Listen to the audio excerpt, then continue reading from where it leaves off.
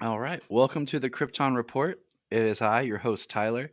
And today I have a very special guest, another fellow Kryptonian podcaster. One of my favorite shows I've talked about multiple times that I've suggested everyone go and check out.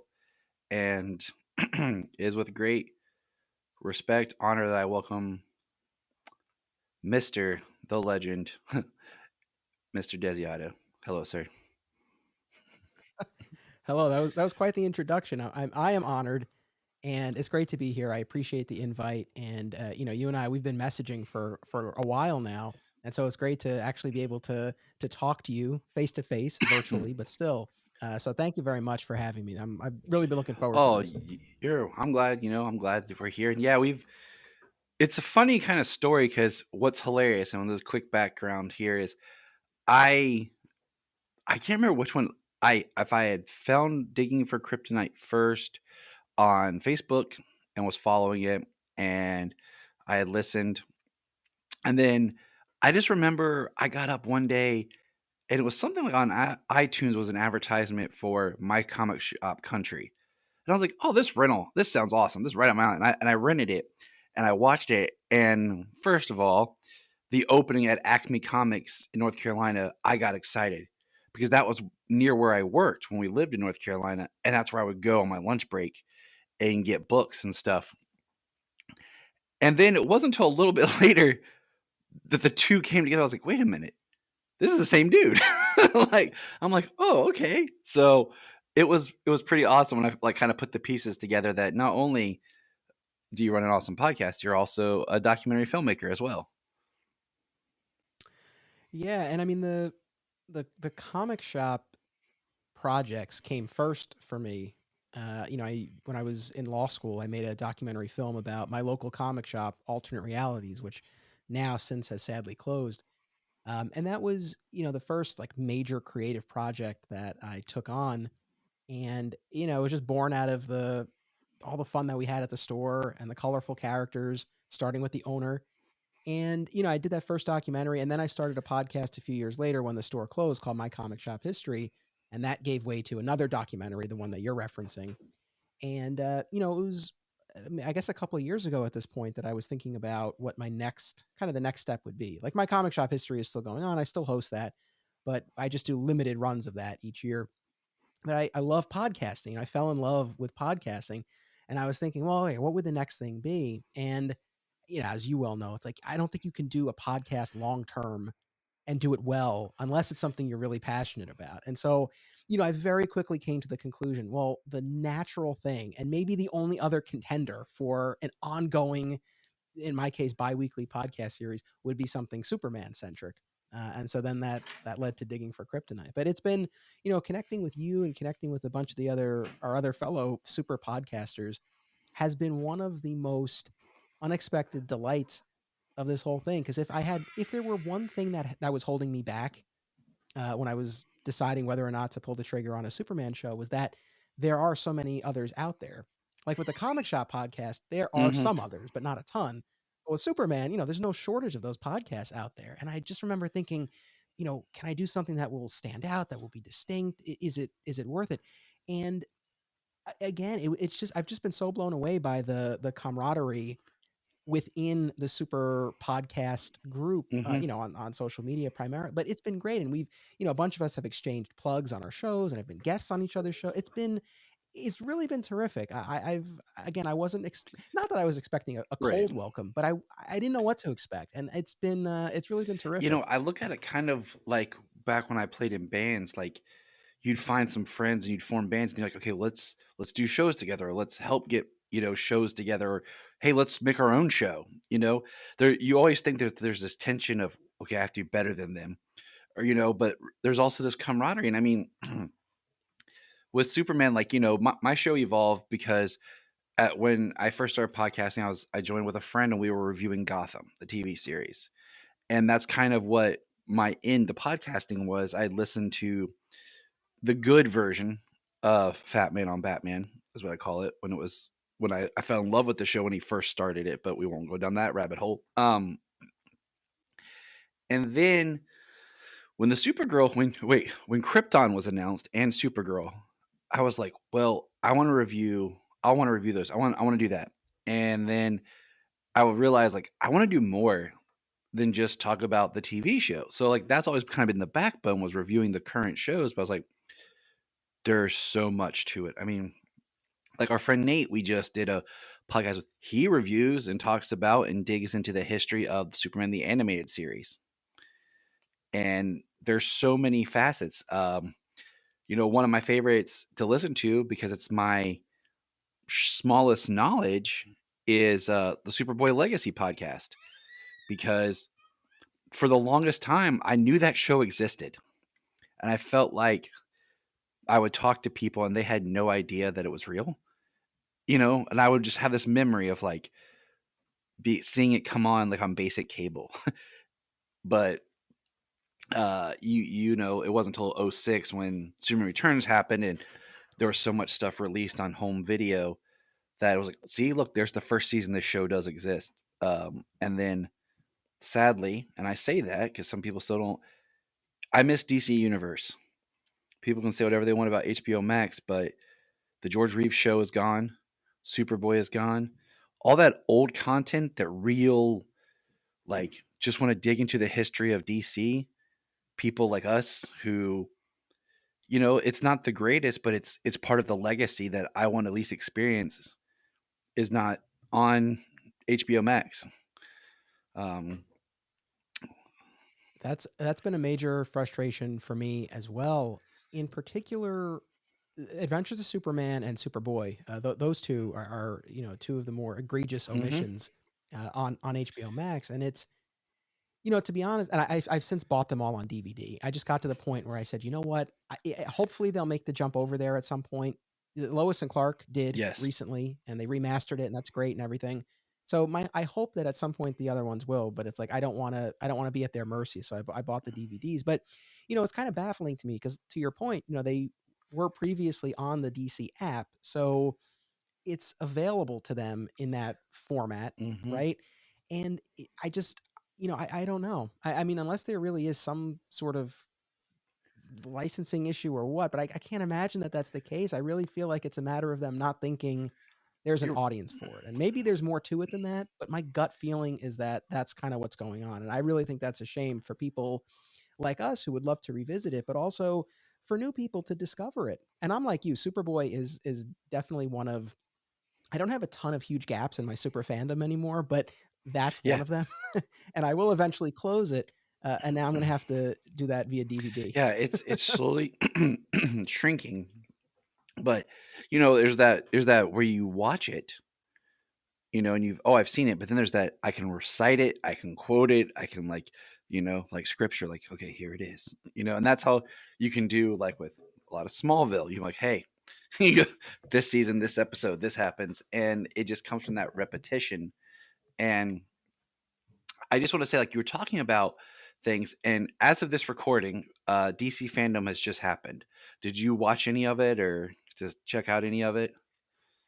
I watched a little bit of it. I wasn't glued, to the screen watching the whole thing, but I would check out stuff after I saw the headlines about it. So, I certainly watched the new The Batman and Flash trailers. I watched the Superman and Lois set visit. I watched the Supergirl farewell. So I guess in the end, I watched probably a good percentage of it. I had it. I didn't get to watch it yesterday because we were at a con yesterday, and I watched the whole stream today. I just had kind of on in the background as I was doing some other things, and you were talking about having things, and one of the things they announced that shows to me that they're really trying to get their stuff in house is HBO Max is taking over Pennyworth. They're bringing Pennyworth from Epix to HBO Max and making that a Max original. So it shows me that they're like trying to get all their stuff back home and finding their home. But that's not what we're here to talk about. And the funny like thing, and I point out to you is two Superman fans here talking on this day, and as of this recording, it's the 17th of October, which is Jerry Siegel's birthday, which is why I'm wearing my Action Comics #1 hoodie. We were going to take a drive and go up to the Siegel house today to celebrate, but my wife had to work. And so that threw that out the window. But yeah, what an occasion, and I'm sorry to admit I wasn't dialed into the date, and when you messaged me and you said, "You know what date is?" I was like, "No," but that's terrific, and I'm so glad that we can have a fun Superman chat on his birthday. I think that's Yeah, terrific. it's one of those because like I'm trying to remember how many years ago now. Back in 2018, um, you know, Jerry and Joe are from Cleveland, and I live south of Columbus, so it's a little under 3 hour drive to Cleveland.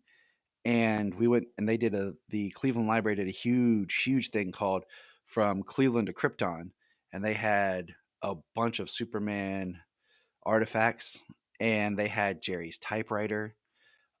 They had a lot of stuff, and had it was raining that day, we would have went over to the house after that, but it was raining, so we were like, okay, we'll come back another time. So it's always kind of been because of that the date, my wife's birthday is in October. It just kind of stays in the consciousness.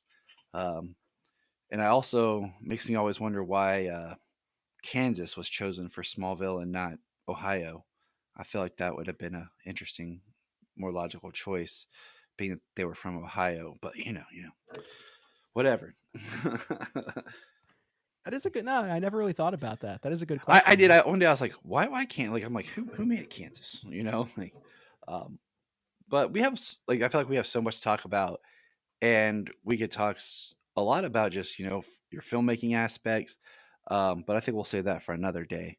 We'll have to just talk film another day, uh, That's perfectly fine. because I have an idea for a documentary it's more serious, and it's been floating, and I've done a little work on it, and it's one of those things I want to do, but I'm a little scared and nervous because of the subject matter. And it's I get personal on this show all the time. I don't care.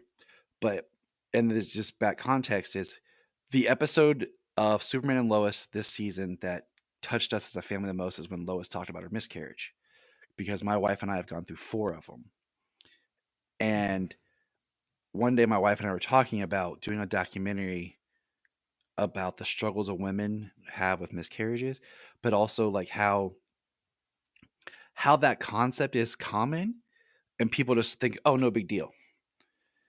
Like there's been so many women who suffered from like this loss and emotional, and people treat it as if, oh, you really weren't pregnant or whatever. And I'm not going to go down no rabbit holes right here, but it's a documentary that I've had kind of just, I feel like it's kind of been laid on my wife and I together to partner and do this thing.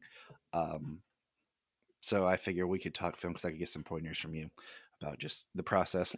I'm happy to I'm happy to talk, on or off mic, about that whenever you like. And I'm very sorry to hear that. And I think, a project like that, I think would touch a lot of people. And I agree. I mean, I think it is one of those things that, people sort of have to deal with quietly, internally, behind closed doors, but it's something that touches so many people. And, like you said on Superman and Lois, I mean, I appreciated that they told that story, and, they were able to shine a light on it. And, I'm sure there were a ton of people out there watching it who, appreciated seeing the characters going through something so human, so real, so relatable.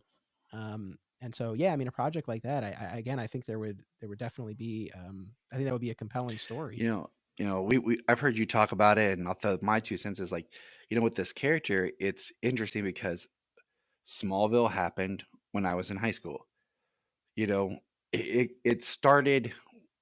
I was a sophomore and Clark was a freshman, but we were both 15. Just how that fell. And I went through Hmm. high school with Clark, then into college, and then the in between years, and then when Smallville ended was what, mere weeks after my wedding. So this show carried me in my life, and then now we jump ahead to Superman and Lois. When I'm married, I've been married now for 10 years, and I have 2 kids.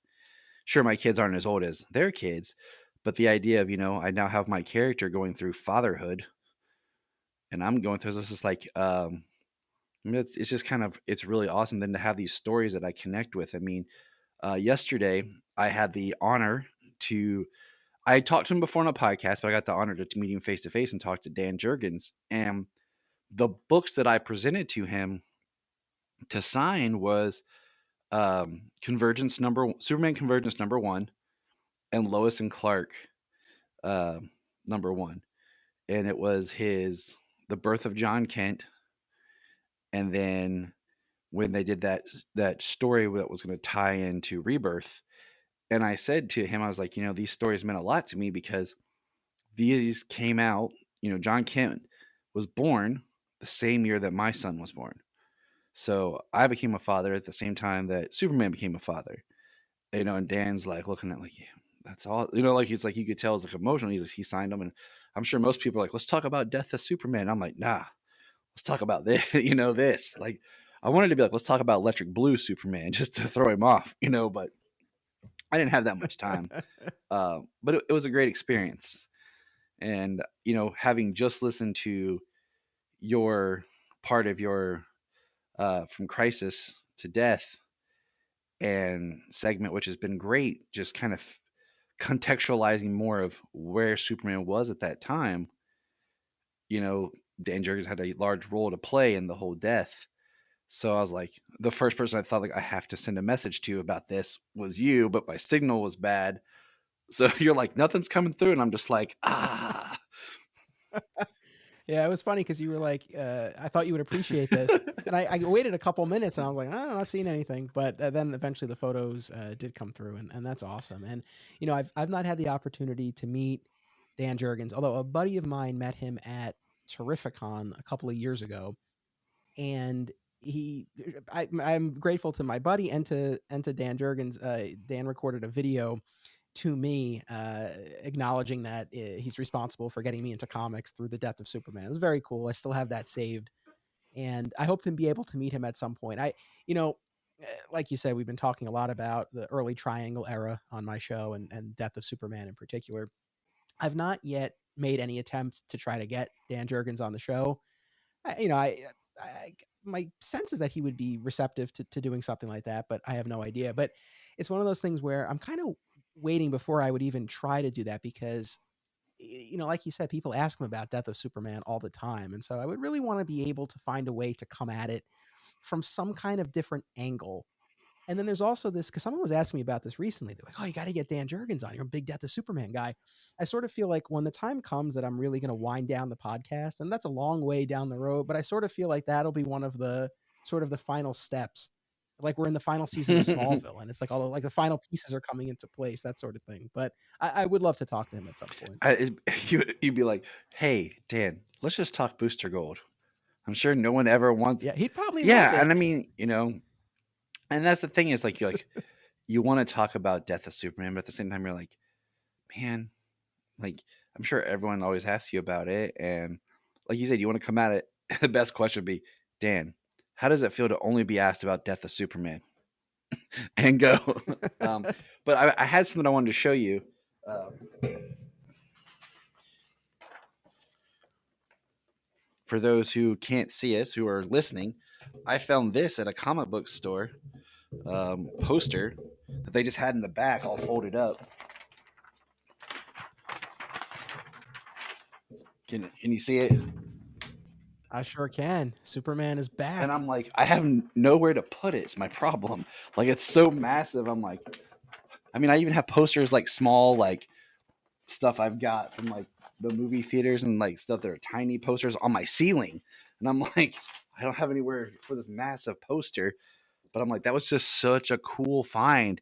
And it was back there, like all these posters. And they're like, yeah, you can just take it. It's fine. I'm like, all right, thank you. Yeah, no, that's a great score. I'm so glad that you got that. It's got Mike Carlin's signature on it. It's mass produced Mike Carlin, but it was still cool because I took a picture and I Facebook messaged like Mike Carlin was like, "Is this your signature?" Because I wasn't sure because he's like, "Yep, that's me." I was like, "Awesome." That's so cool. I honestly, and I appreciate the shout out to that run of episodes I've been doing. I won't rehash all of it, but I'll just say that it has been beyond fulfilling to go back to the stories that got me into Superman, but now armed with the context of the preceding years. And it's the sort of thing I always look back on Death and Funeral and Rain fondly because they got me into comics. So there's always that love there. But now there's that plus I just appreciate them as stories in and of themselves in a way that I didn't before. And it's just been just an absolute gift to get that new insight into an appreciation for these stories that have been with me so long. Yeah, it's been great. And what's interesting is I remember when death happened and it being like on the news and everything. And I've told stories where I was young and comics were harder to find because we were a military family, and the only place I could constantly find them was on a spinner rack at one of the uniform shops my dad went to. But I didn't always get to go with him. It wasn't like a continual time, so like I'd find what I could where I could. And reading death and everything later, I realized that out of all of that, Funeral is my favorite because it's the legacy book that talks about what Superman really meant to people. And we won't go into it because your episode covers it beautifully. And for those who are listening, that one of my questions is always like, well, what got you into Superman? And I'm not going to ask him because he said it. And if you want the full story, go listen to his last episode because he beautifully articulates the importance of that moment of seeing the death of Superman comic and what that meant to him. And it's a great story. Like I love hearing where people come from because a lot of times you hear like on over on the other, the other guy, that guy with ears, you always hear like the Adam West show or like Batman the Animated Series. Sometimes you hear Batman 89, but I feel like if you were old enough for Batman 89, you already knew Adam West. And if you're a little younger, you had the animated series around the corner. You know what I'm saying? So, Yeah, um, but with Superman, I find like it's been interesting because you automatically think, oh, the Chris films, that's everyone's. And for me, it was kind of like there was always this sense of already. And I remember I have it up here, the VHS of the Fleischer cartoons. And that's the ones I first remember. And then, oh, thank you. My beautiful wife just delivered me some hot tea here on this cold Ohio day. that's very nice. Yes, enjoy. I had some delicious tomato soup earlier Mom, myself. So it was a very crisp day here in Connecticut as well. yeah, it was one of those days. Like I woke up and I was like, "Oh, yes, finally fall." And what's funny is my wife was actually. I mentioned like my favorite fall food is grilled cheese tomato soup.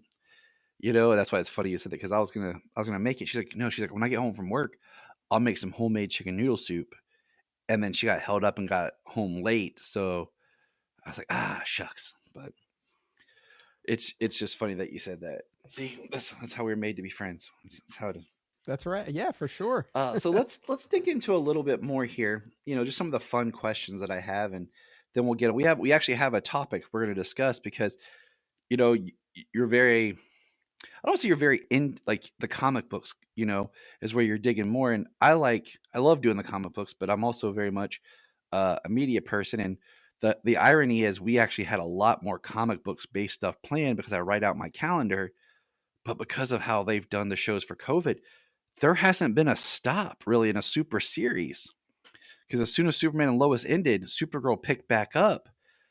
So it's been Right. this continual run. So we really have had, coherent, continual sets. So it's like, man, this like we have a lot of stuff coming at us for once compared to usually we have a little bit of break. We can dig into other things. Um, So here's the first question. Your favorite version of Superman. Is it a comic book? Is it a certain comic book? Is it a certain actor's portrayal or whatever? Go. And it don't have to be a long explanation. Yeah, I'll try to keep it short. I mean, this is something that I've definitely thought about, and it's come up on my Of show course it as has. well. It's one of the reasons I wanted to do the show was to take this long view of the character across time and media and see how they play off of each other and see how they develop. And so the I will give an actual answer, but let me just say this, and this is not me sitting on the fence, but the thing that's been so fascinating is just seeing how the character evolves, but how there's something meaningful and valuable about virtually each incarnation. And the example that I always go to is the George Reeves show. That was one of the big gaps in my fandom until the beginning of 2021. And now I hold that up as one of my favorite versions of the character. And it's very different than modern incarnations, but it works so well, especially for the time. And, really, maintains especially those early seasons, the essence of the original comics. So So I'll say that now. The actual answer, I have to go Tom Welling's Clark Kent. That Smallville, and you and I had a very similar Yep. experience, right? I too was in high school, and it just tracked with what I, you know, I mean, not the not the sci-fi Yeah. aspect, but it just, our journeys I was paralleled running each around other, at and night, so fighting the evil in my town. yeah. But so that show, I mean, really, one of the pieces of homework for our recording tonight that I know we'll get into was an episode of Smallville from season 8, Bloodline, and I haven't watched season 8 in some time, and so but I queued up that episode and I was right back. I was right back into it. And that is one of those shows that I can quote and that you can throw any episode at me and I'm right there with you. So the Tom Welling incarnation of Clark is the one that I think is nearest and dearest to my heart. I have to go with that. I mean, if I approach it a little more analytically, I think my answer might change, but my heart, that's the version. And that's I s- I say yeah, that's kind of where I am because what's funny is as much as I complain about these superhero shows and like give me the costumes, I want the costumes. Somehow Smallville Clark pulled it off, and that I was like, okay, like I buy it. Like I'm okay with not having the costume. It blows my mind. But yesterday was the 20th anniversary of Smallville, and we were at the con, and Tom and Michael were there, and we actually got to talk to Tom and get our picture taken with Tom. Me and my two buddies. I was like, what a way to celebrate the 20th anniversary of Smallville, guys. Um, and it's crazy because I'm like, my fashion in high school was like, who you met fine? Blue shirt, red jacket, red shirt, blue jacket. Really, you got a primary color palette, some flannel. Like, yeah, small impact in my fashion, And I mean, exactly the same here. And I mean, I've posted this photo, but when they reveal the photos of Tom Welling in the Crisis TV crossover that he participated in, and he's wearing that red flannel shirt, literally, I was like, I own that. I already owned it. Smallville had so shaped my fashion sense that when Tom Welling came back years later, I had that shirt and I put it on and I took the photo. I did the side by side thing. Yeah, no, I'm right there with you. And that's awesome that you got to meet them and take oh, the it photo with was them. cool. What's funny is my wife it was last year. She bought me a blue vest. Like she's like, I found this on sale and I got it for you. And I have a bunch of flannel shirts, and I had a flannel on. I put that vest on. I was like, this feels oddly familiar. And I pull up, it looks almost identical to Christopher Reeve in Superman 4 when he's on the farm and the guy comes and he's selling it. And I'm like, Yep, yep. passes the approval. But I'm right there with you with Tom, but Tyler is winning me over. And I think, and part Yeah. of it is what I feel like. I feel like when they did the writer's room for Superman and Lois, they had a giant board and they went through every incarnation of the character and talked about what worked, what people liked, and then they just mixed it together.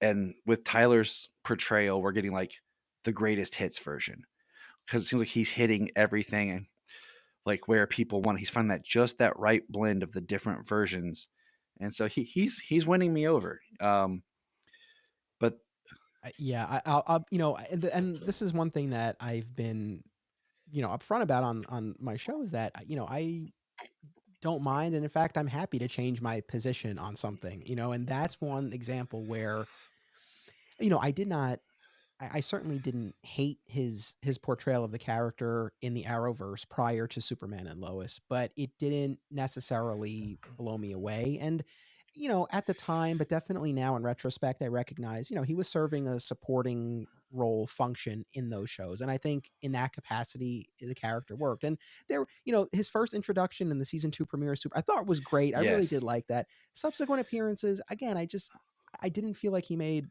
that strong of an impression on me, but man, have I loved him on Superman and Lois. I mean, that show, again, going back to Unexpected Delights, I mean, it's just it's beautiful. And like yourself, I too am now a young father, and so it does really just feel like this gift that we keep getting these strong, yeah, Superman stories that match where we are in our personal lives. It's like I'm sure I would like Superman and Lois yeah, anyway, but I definitely like it. I love it more, because I can identify with the familial aspects it's of kind it. of like I'll go down the thumb, but it's like the reverse of how Spider-Man was in my life. I was in high school and I got Tobey Maguire, who's in high school, who all of a sudden just gets aged Right. up and then he's out and he's an adult. And now, like, I'm an adult and I get like Peter in high school. And I'm like, yay, Spidey, but I just quite don't connect with you because you're in high school. But Yeah, it's yeah, funny yeah. because we did an episode before the premiere of Superman and Lois. We went back and we watched all the Tyler appearances, and we broke it down and talked about it. And exactly like what you said was he made a big impact on the first episode of Supergirl. But then after that, you could tell they wanted him, and he did a what podcast was it? Tyler was on. Maybe it was the Hall of Justice. I'm trying to remember. He did a great explanation of how you could. He said like he could tell Berlanti wanted to keep him. He kept finding a way to scoot him in there to eventually get to the point where they could pitch to have the show because he was just a supporter. He was in the background. They didn't give him much to do because it wasn't his show. Like you didn't want him to overshadow the other characters that he's there, supporting. And so when he finally got like it's his show, it was like, here you go. And it was great. And I love it. I can't praise that show enough because I finally feel like it's the family Superman show that I've been wanting for a long time. And we watch it with the kids. Like it became because I bought it on iTunes, so we'd watch it Wednesday morning over breakfast. Um, as a family, like I'd make breakfast, time to watch Superman and Lois. So now, in that same thought, and this is where it can get tricky. What's your favorite Clark Kent? Because the Tom Welling can kind of like it's that kind of like because technically he's Clark, but he's also the Right. Blur or Super, So, but you know, you're talking about George and my buddy Brian. He started reading super comics. He started DC comics and reading them chronologically. So he just started reading all the titles and went through the years. And he talked about how if you're reading comics and then watching Superman, the closest that we ever really had was George. It matched up the best. And I was like, yeah, you're right. That at the time you could read a Superman comic, then look at the show. Now it's probably the closest, gap we've had for the longest time because I always think George's golden age Superman. It was right there, kind of starting to go to the silver age, depending on where you pinpoint the silver. But Mhm. I always think because I always feel like the shows are a little bit behind where the comics are. So, um, but what's your favorite portrayal of Clark? All right, that's tough. I will and bear with me, listeners, but I'm going to eliminate the Christopher Reeve Superman because I've never loved as much as it's a beautiful performance and the way he's able to differentiate the characters. It's I agree. magnificent, but I've never liked that overly bumbling, clumsy Clark where it's really just a facade and, Superman is who he is and then the Clark is merely a disguise. I've never really liked that. So I wouldn't go there.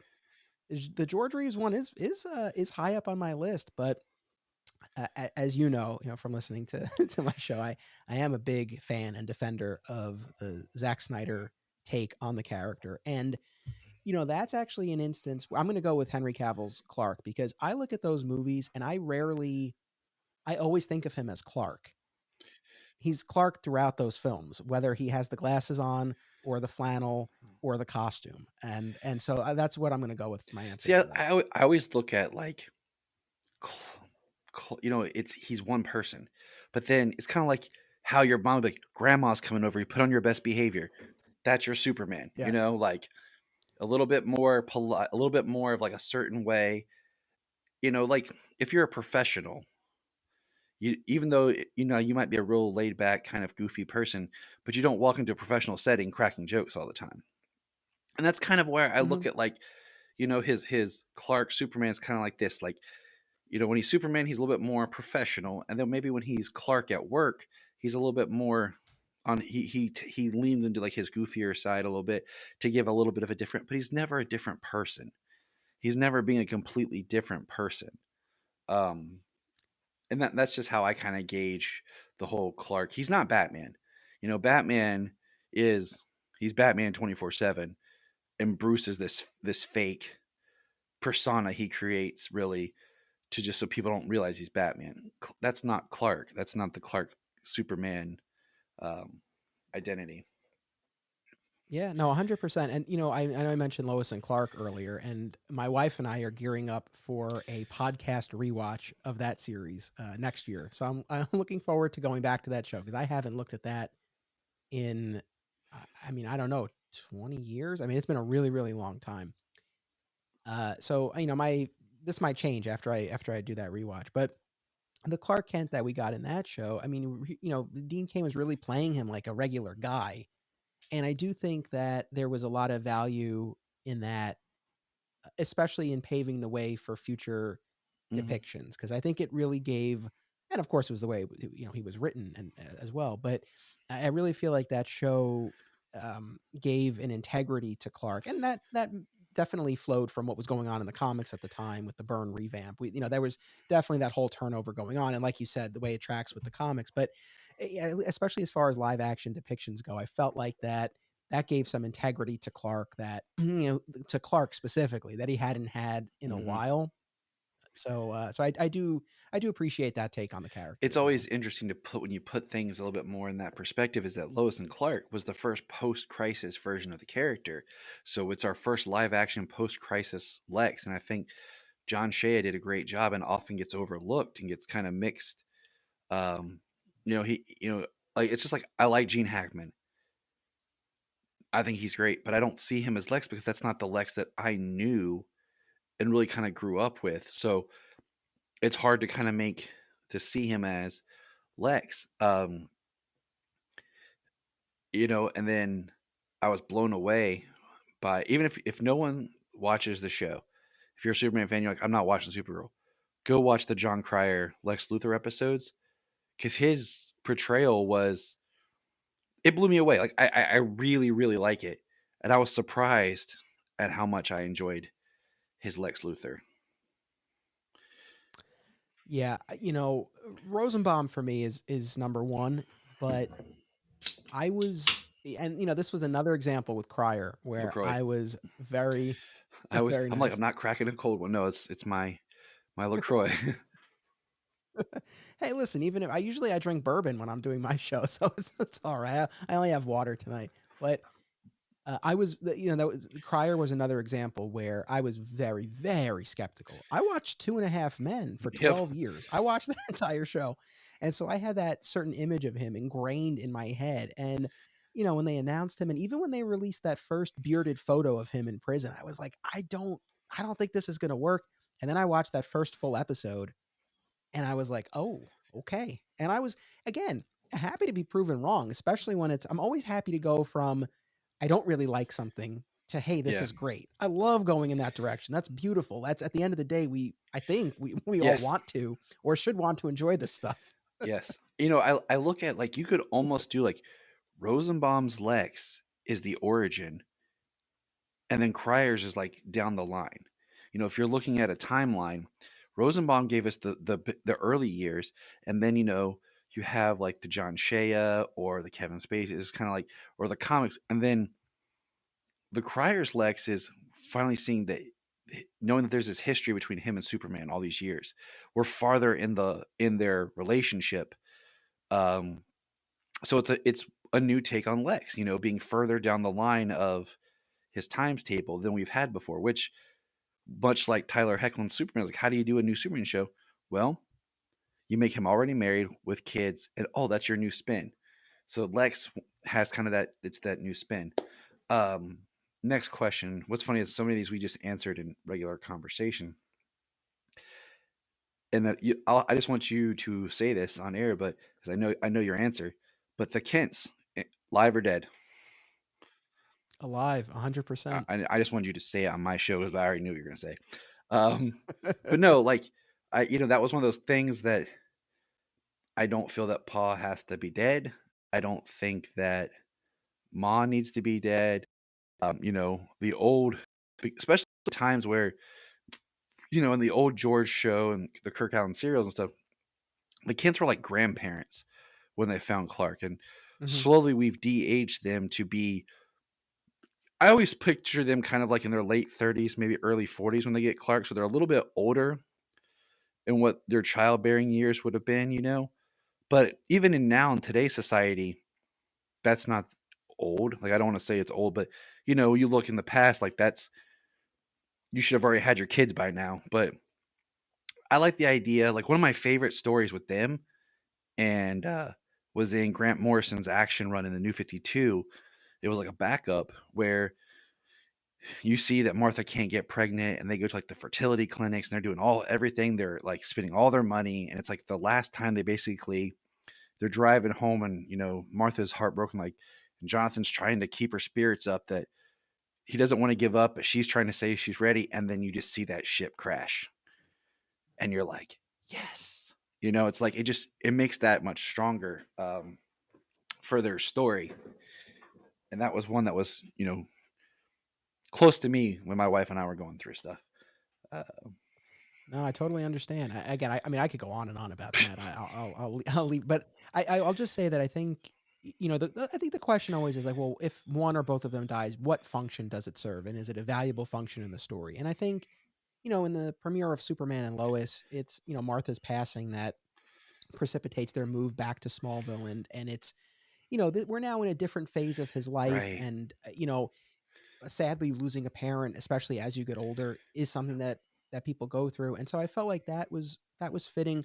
Going back to the Christopher Reeve movie, the idea of Jonathan's passing imparting to Clark this valuable lesson that he can't save everyone, and also sort of marking the end of his time in Smallville. I do recognize that could be a valuable function of Jonathan's death, but in the end, I know a lot of this is informed by the fact that I grew up reading comics in the '90s, and his parents were around, and I watched Smallville, and for a good part of the show, they were both there, and they were young and they were vital, and I just think that's one of the things that separates Superman from other characters. Like, he has his parents there, and they're a sounding board, and some of the stories that I read from my recent event, there are a few instances where Jonathan and Martha are Yes. active. Like, there's a story where the Eradicator corrupts Superman's mind, and like Jonathan and Martha go ultimately end up in the fortress and try to snap him out of it. And it's like, I love stuff like that. So I'm all for them being I, alive. I I always throw back to one thing is like every year my kids and I watch the Comfort and Joy episode of Justice League Unlimited, and it's the Christmas where Clark goes home and he takes Martian Manhunter with him, and Martha's like, "We got the spare bedroom made up. You can stay in Kara's room," and he's like, "I don't have a present," and Martha's like, "Here you go. We always make extra," and he puts on the sweater, and I'm like, I just feel like and then there was that meme that somebody did independently where it was a Mother's Day meme and it's Clark hugging his mom and Martha looks at Bruce and runs over and hugs Bruce. And I always look at Mom and Pop like the parents to everybody.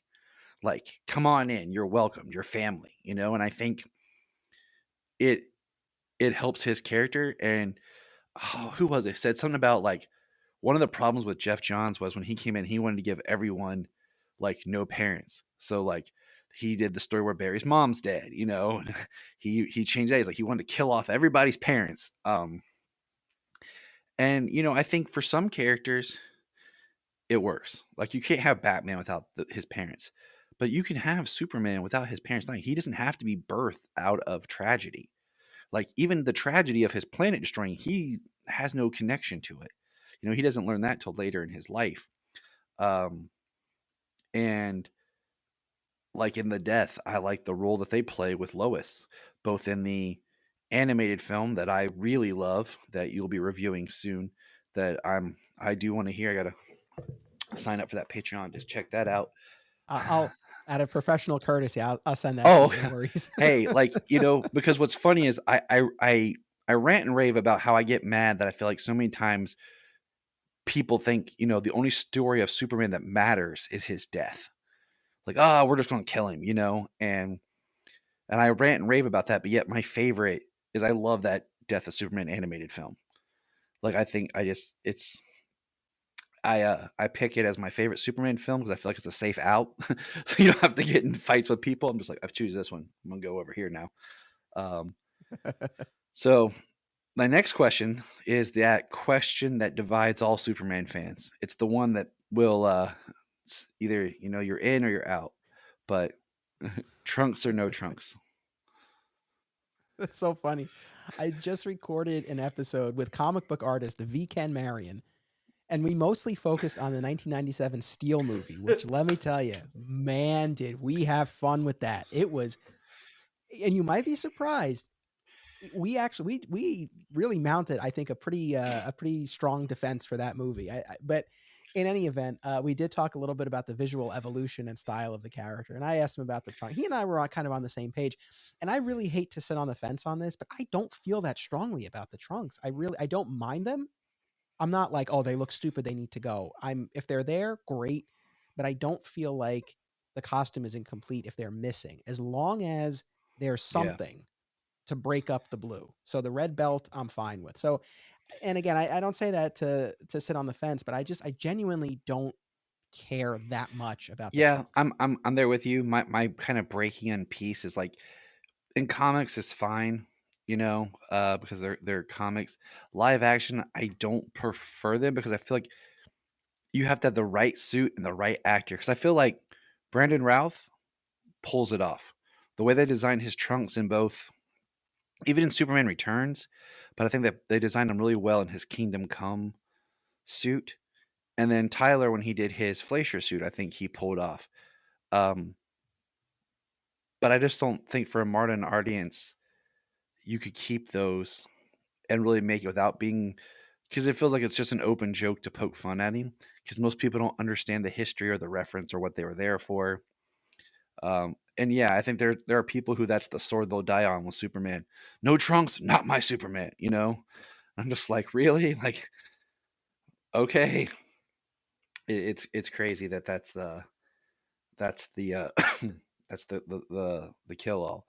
Uh, Now, here's one that I ask that a lot of times people will answer, but then they'll think about it. If you could have one Kryptonian power, what would it be?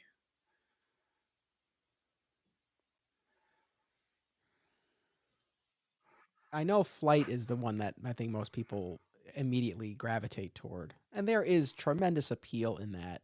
But I don't know. I would kind of say the strength or the invulnerability. I think that's ultimately where if I really, really had to pick, and this were an Yep. actual choice, that's You what know I what's would go funny with. is that's where everybody starts. Like, flight's the obvious one, and then they talk it through, and I'm like, well, if I didn't have the invulnerability, how would flight work?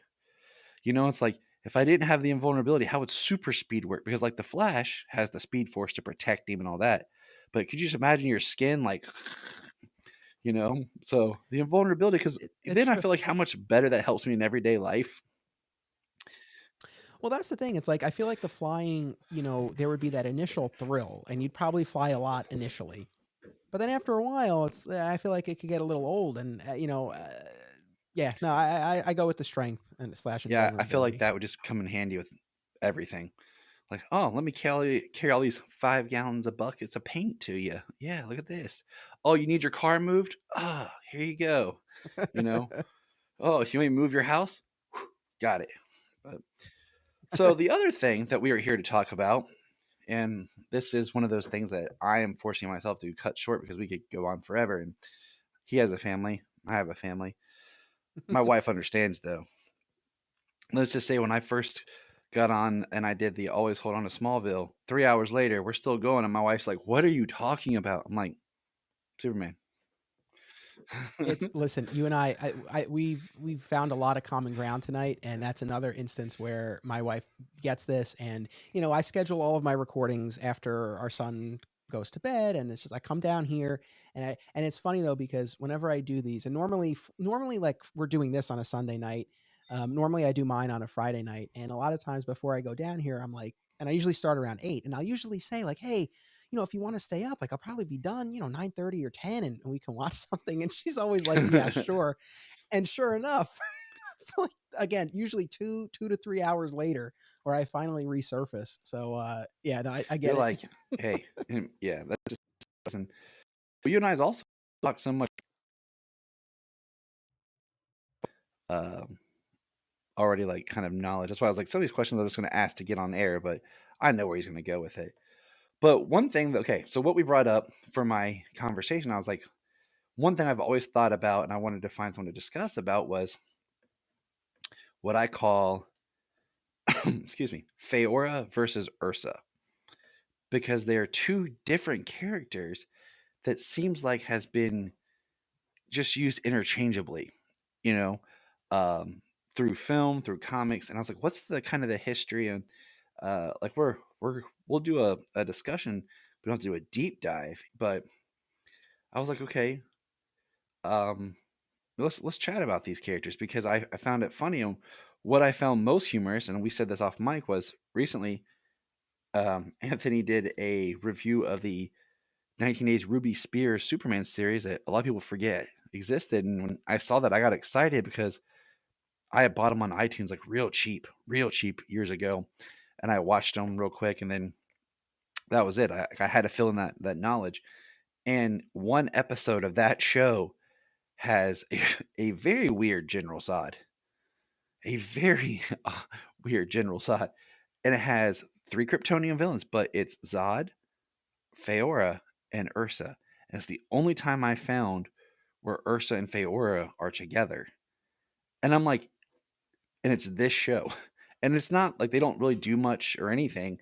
Like, it's a episode to me as I was watching, like, I could almost see some pre Doomsday in there.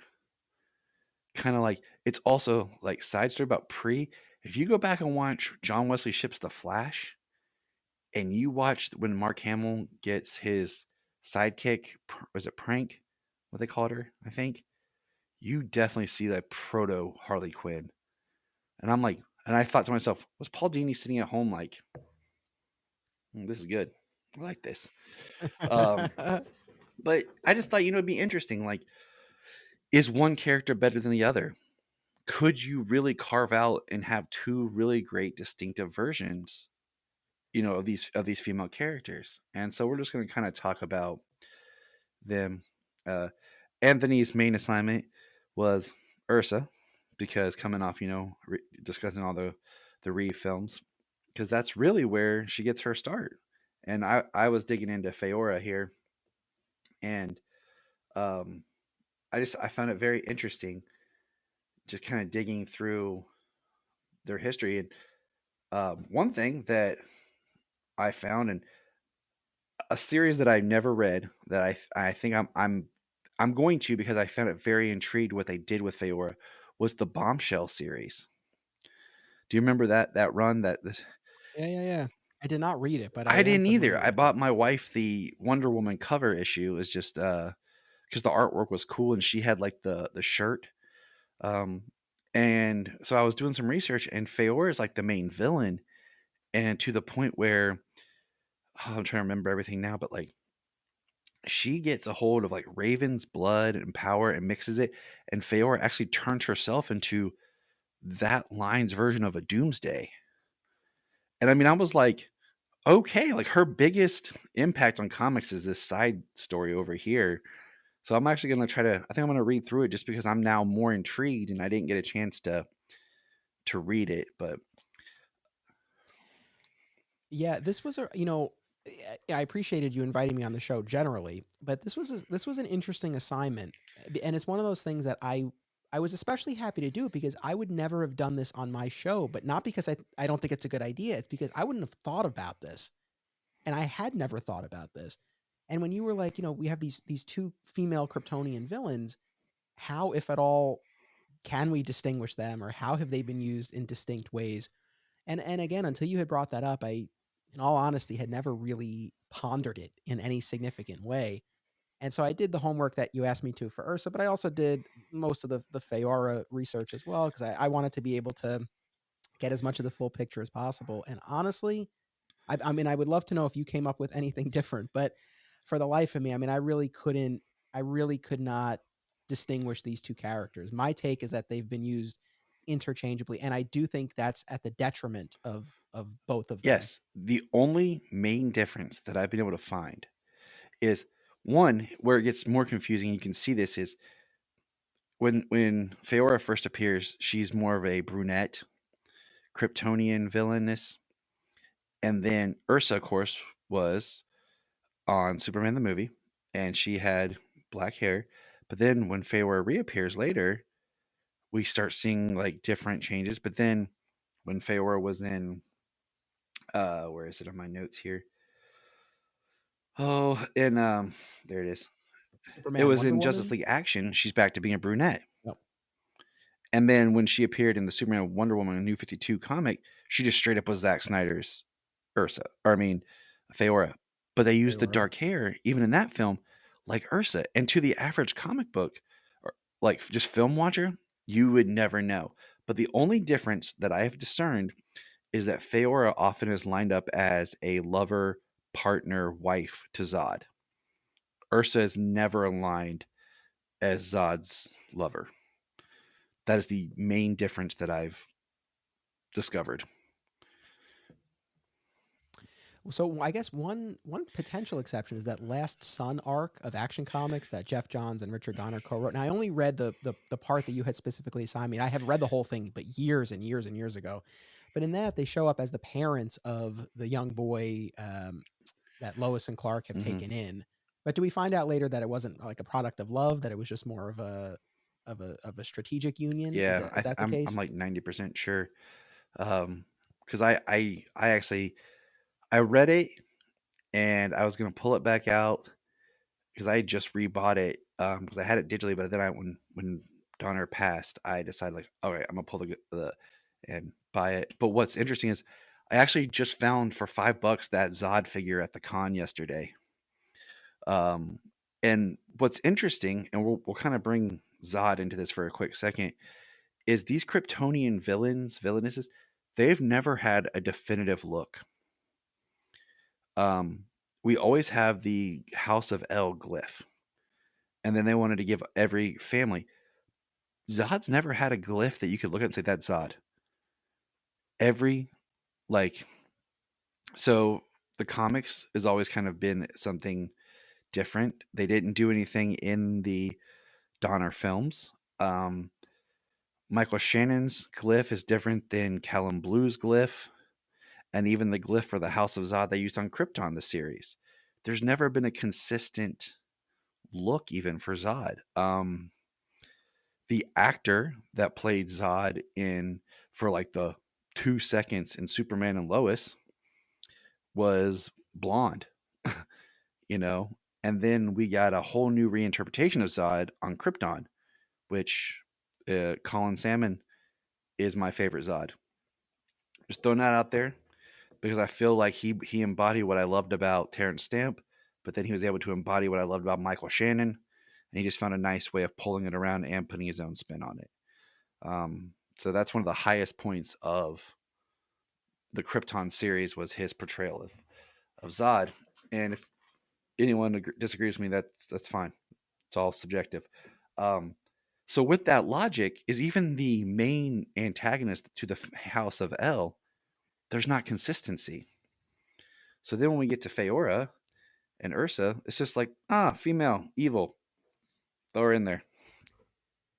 And that's basically it. I mean, I think in most of these incarnations, whether it's Feora or Ursa, they are cold and calculating, usually hate men, and are aligned with Zod, at least ideologically, or in the case of Feora, romantically. And I mean, that's kind of it. And even when we get down to the looks, we have, especially again in these recent years. I mean, again, if you look at, like you were saying, the Feora of the Superman and Wonder Woman run that she appeared in. I mean, again, it's that short black hair. I mean, you could easily mistake her for Ursa. So, and your point about Zod is well taken. I mean, obviously Zod is a character who does stand on his own. But to your point, I mean, yeah, there are still aspects of the character that aren't so clearly defined, the way other characters have been. I think with Zod, it's further complicated by the post-crisis comics, which now again I've spent a lot of That's why you're a here. lot of That's why time you're on, here. but and it's one of those things where post-crisis, they of course DC of course scaled back all of these other Kryptonian characters and made it that Clark truly was the last son of Krypton.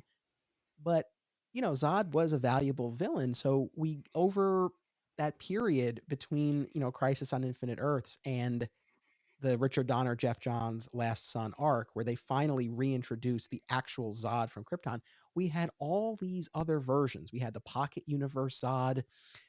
We had the Russian metahuman Zod that Joe Kelly was playing around with. We had the For Tomorrow Zod that Brian Azzarello and Jim Lee played around with in this like alternate Phantom Zone.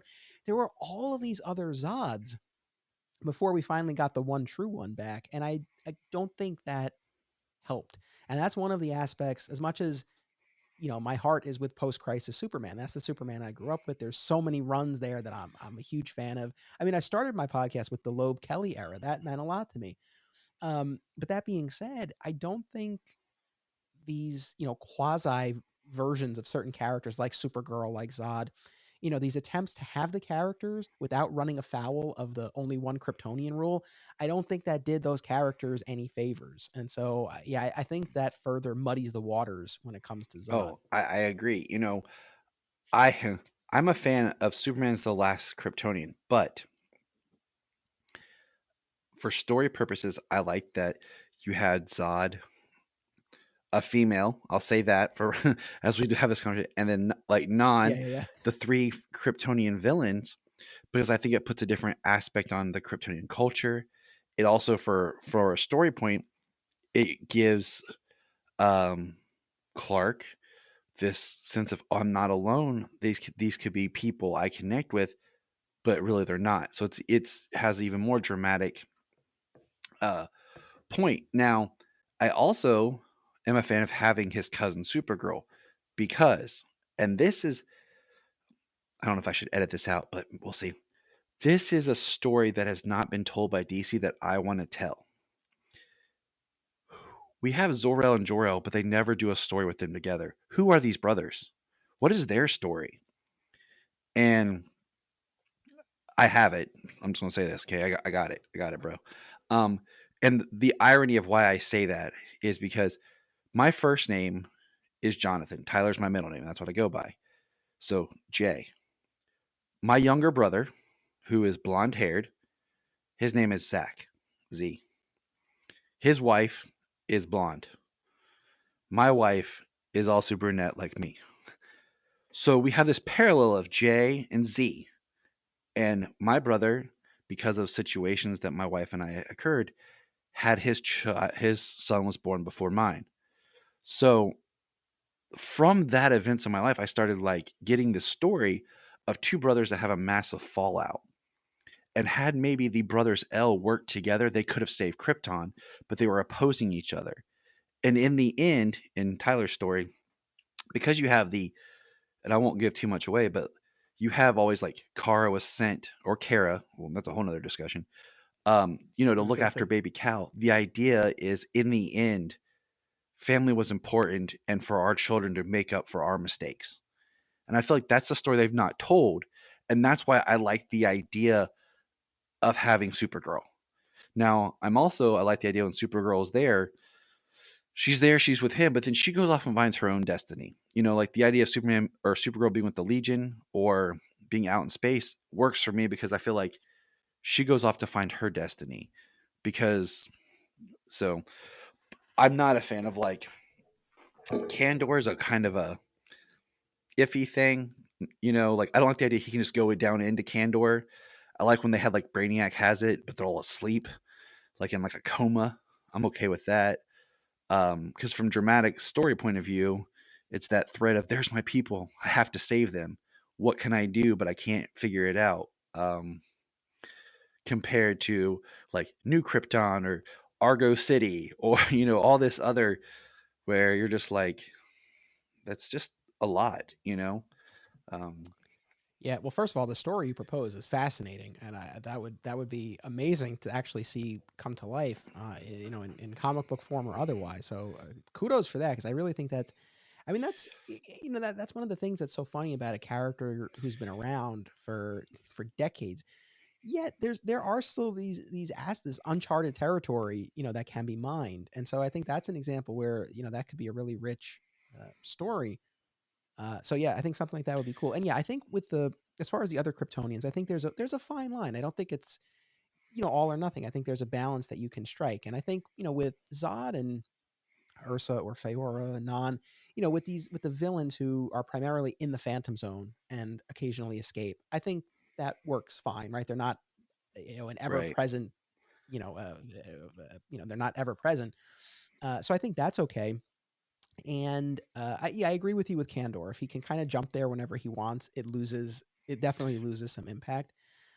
So handle the right way, Candor is a possibility. And I too like Supergirl. And the thing that the conclusion I've come to now, having read the beginnings of the Matrix Supergirl from the '90s, is that if that value weren't there, if there weren't a need for a Supergirl, they wouldn't have bent over backwards to create this pocket universe protoplasm Yep. being that morphs into Supergirl. Yeah. you know, I mean, she serves so a purpose, and the comics. Her history in the comics is not great. We'll just say that. It's a very weird, unbalanced history. Much like with Feora and Ursa, because if my writing assignment was use them both, I think where I would lean is, you would have, I'd put them like in a military academy together, but you would have this where Feora and Ursa really get along, but Ursa goes darker, and Feora like has this here because, for example, we'll jump here, but my brain's all over the place. Ursa, okay, we'll start with her. She appears in Superman the movie and Superman 2. Mentioned before the Ruby Spears episode, The Hunter. She appears in the 2019 animated series DC Superhero Girls, which is it's a fun show. I watch it with my daughter. Uh, it's she very loves it. fun. I had never watched it before, and then I watched that one, and it was a lot of fun. And when my son gets a little older, I would definitely put that on. I was pleasantly surprised by that. My watched the premiere of that series with my daughter, and then my son watches it. Like, he's cool because him and his sister are sweet because he'll watch shows with her and she'll watch shows with him. So like, she'll like, I want to watch My Little Pony. He'll sit down and watch it with her, and then he'll be like, let's watch this, and she'll watch it. So they really get along great together about that. And so she appears there, and then the comic we talked about was in the Action Comics 845, which is the second part of The Last Son by Jeff Johns and Richard Donner. Ursa is introduced into the Superman comic canon, which is very interesting because that's like her one, and she's very Sarah Douglas looking, in the face and the hair, and that's like the one definitive like Ursa in the comics. And and then with Feora, she first appears in Action Comics 471 and then 472, and then really no notable until we were talking about the New 52 Superman Wonder Woman issues 5 and 6, which are great, but like I said, it feels very Man of Steel because I feel like with some of these side characters, whatever the contemporary television or film version is, they'll kind of twist them into that. But then the other Feora that we got her course in the film Man of Steel, but she was also in season 9 of Smallville. She's actually a character. It's a younger Feora, and that was not to dive into all Smallville, but in the lore of that season was the Kandorians were actually clones that were when their blood was taken, they were younger than where they when they actually ended their life. So when these clones were birthed on Earth, they were younger. So he wasn't General Zod. Um, and Feora is much younger. She's actually has more of an ethnicity to her than just like a white person. Um, and she has a sister, which had never been introduced before, the name Fala. And I thought that was cool. And then, of course, Feora gets pregnant with her and Zod's child, and then Zod kills her because he was a weirdo. Um, and that Zod.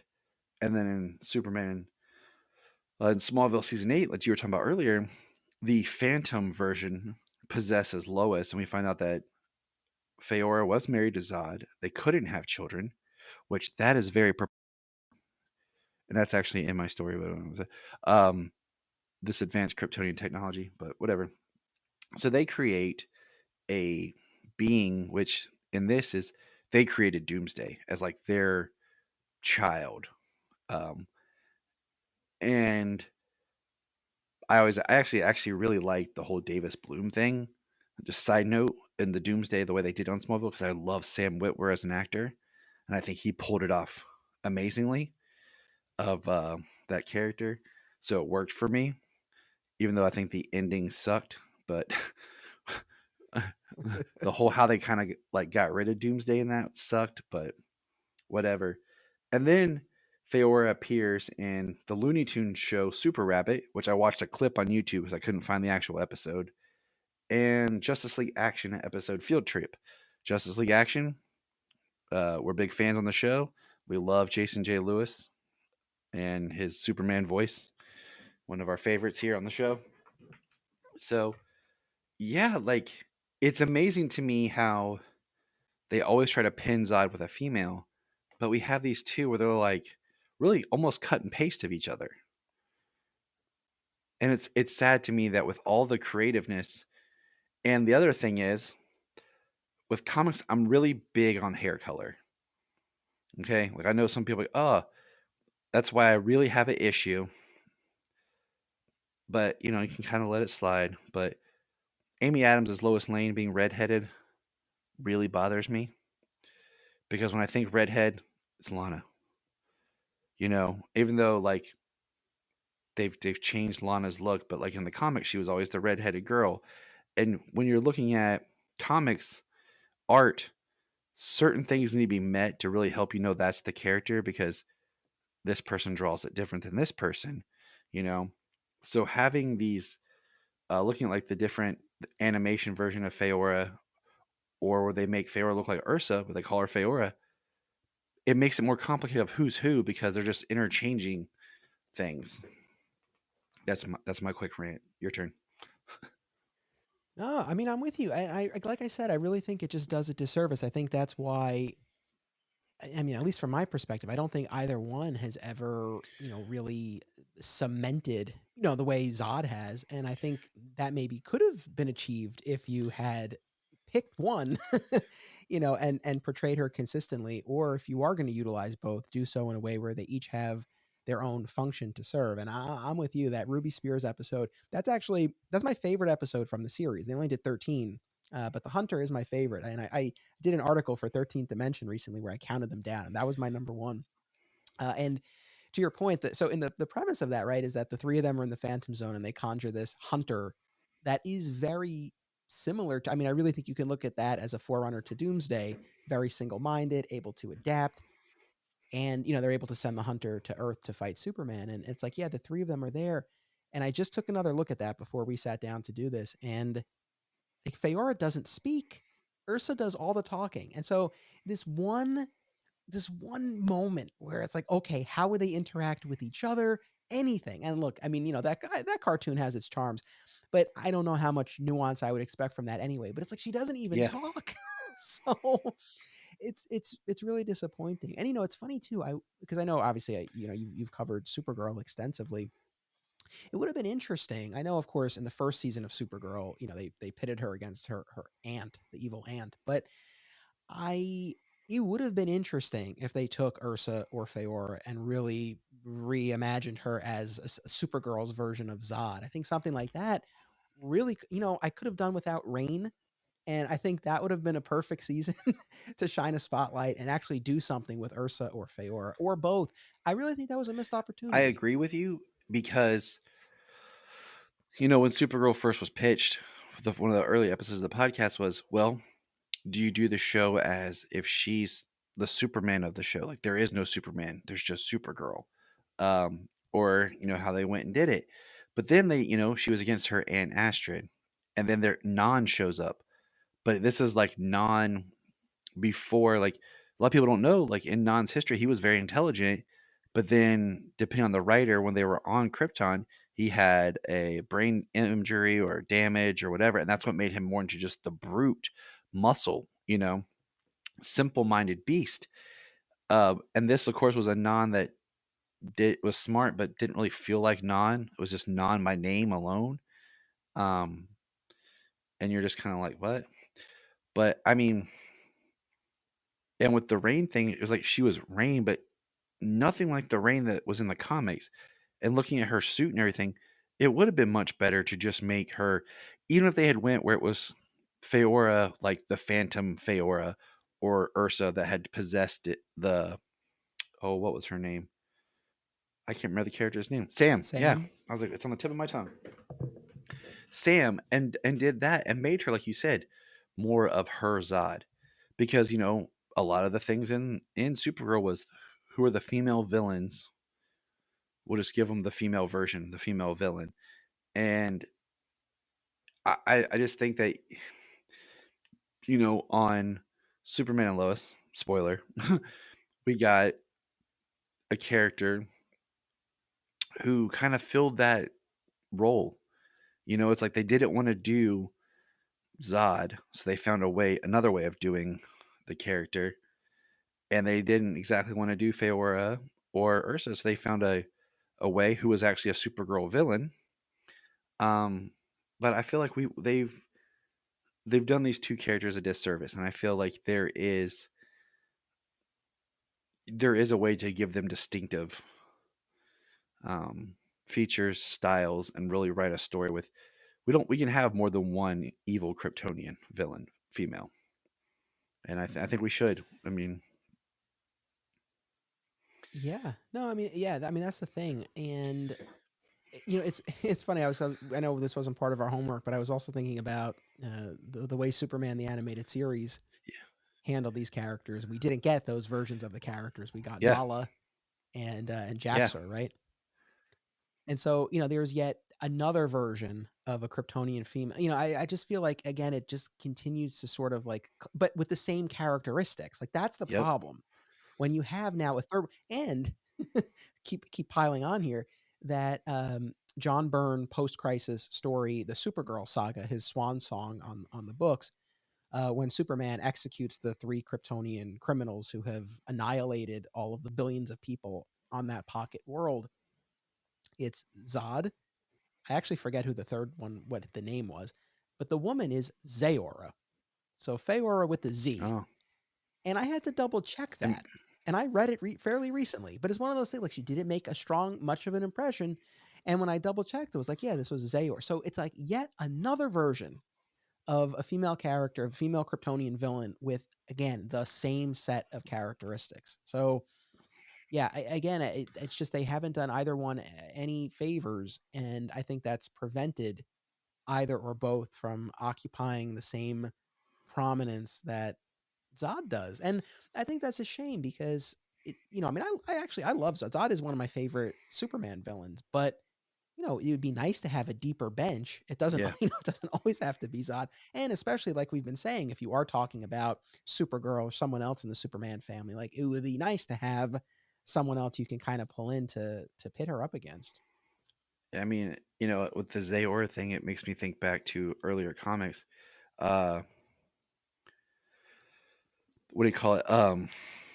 When they first did Luthor, there was Luthor OR and there was Luthor ER, and they kind of were using it interchangeably. And it was eventually they were like, we have to pin this down and make a correct, name.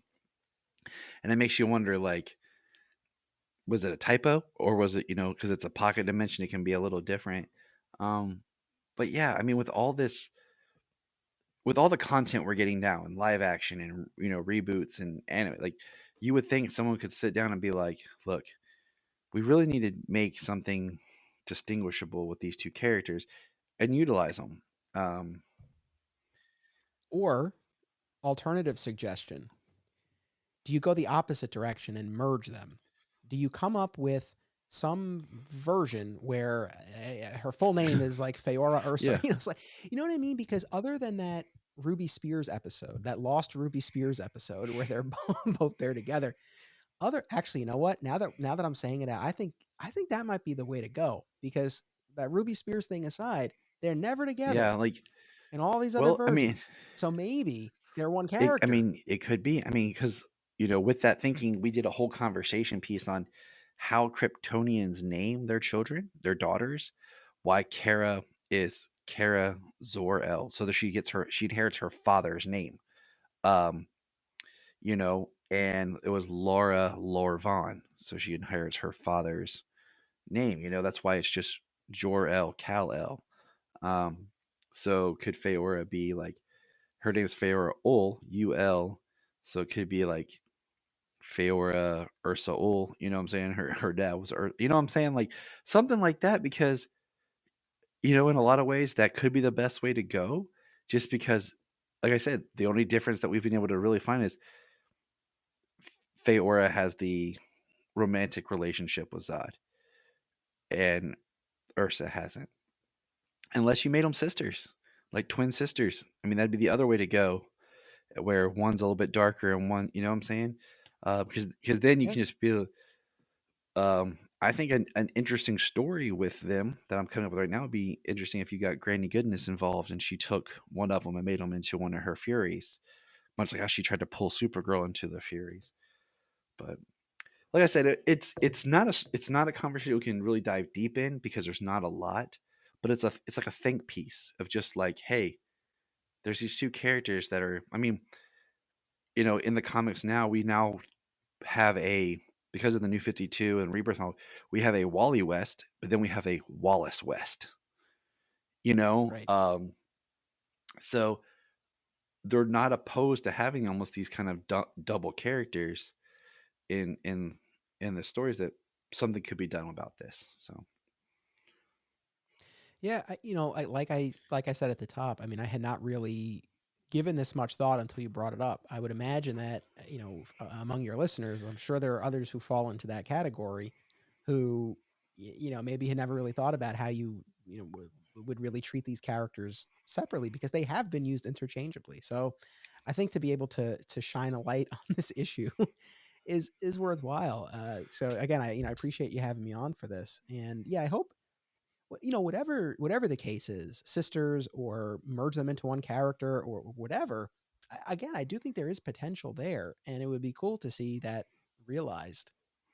we could. I mean, hmm, make them cousins, and I say that just because it's that 1 degree off, and it kind of huckles back to maybe Ursa is Zod's because I'm writing it right here in my head. So, anyways, that's how I would do it. Ursa is Zod's cousin, and Feora is his woman, his wife, his companion, or depending on which Kryptonian history. Yeah, I got it.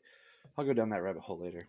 But but yeah, it was a nice conversation to kind of bring up, and we could keep going. But I'll try to keep to about an hour and a half here for you, um, because I feel like if we could keep going, and then it'd be like, oh, put on another pot. Like the funny part is, I have right here to my left is my Superman coffee pot maker. Just flip that on, let it brew, and just be like, ah. But Well, you and I will be talking again because we have an episode coming up. We're going to record for my show for Digging for Kryptonite. We'll be doing this again. We'll see how long we go for that recording, but I'm looking forward to that. It should be a lot of yes, it fun. should. So as we wrap up here, any other plugs for any of your other shows, different podcasts? Where can people find you online? Like what's your preferred? Like I know like I'm on a different social media, but there's certain ones I never check my Instagram. I never get on Instagram, but you can always get a hold of us on Facebook and Twitter, the easiest. Where, what's the best for you? Yeah, so I mean, the podcast is Digging for Kryptonite, a Superman fan journey, and that's on all major podcast platforms. So I encourage people to check it out and subscribe if you like it. And as far as social media, there's a Digging for Kryptonite Facebook page, Instagram, and Twitter. I do check all of them. It's funny, I've never been a huge Twitter guy. But I found doing this podcast, that's where I tend to get the most traction and hear from people and connect.